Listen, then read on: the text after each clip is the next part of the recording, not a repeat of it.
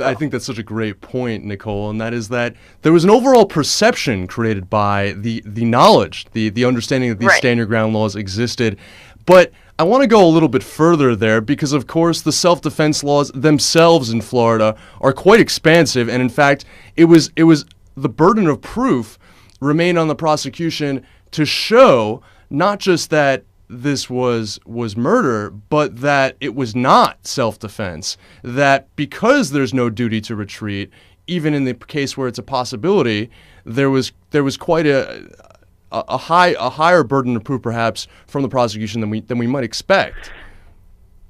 Yeah, I mean, I certainly think that that's how it was perceived by the jury, if nothing else. And because the thing about it is this, right? The stand your ground law does several things. One of what it does is that it allows you to file a motion for this hearing that he could have had, in which he would have separately argued just about a stand your ground law. But the other thing is it becomes the law of self-defense in the state, right? And we sort of saw that in the way that the jury instructions were presented to the jury.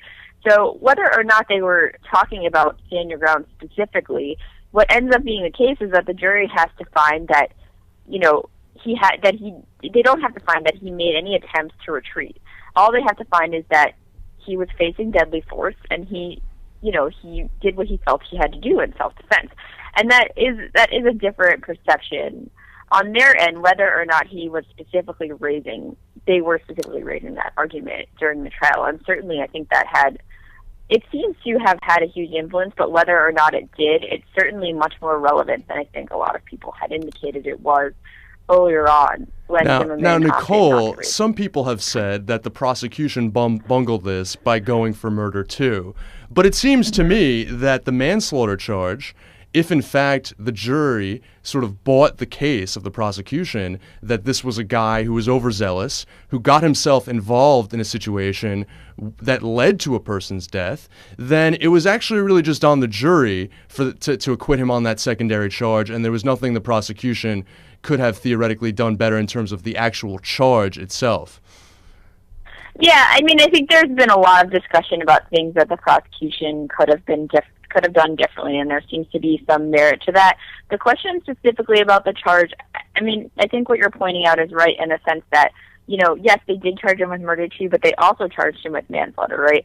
And one of the reasons why murder too was difficult is because there were limits on the evidence that was, one, available and two, presented, right? And that's the burden on the jury in this sort of case is to have, you know, no reasonable doubt that he was guilty. And when you have a lack of evidence other than from the one person who was, you know, there, who's George Zimmerman, it's very difficult to know for sure what happened, right? And that's why it makes it so difficult to infer intent from the situation. And you need intent for a murder. That's such a good point, and I encourage everyone to follow Nicole Flato's journalism at Think Progress. Nicole, unfortunately, we've got to leave it right there. Thank you so much for joining us on Take Action News. We appreciate it.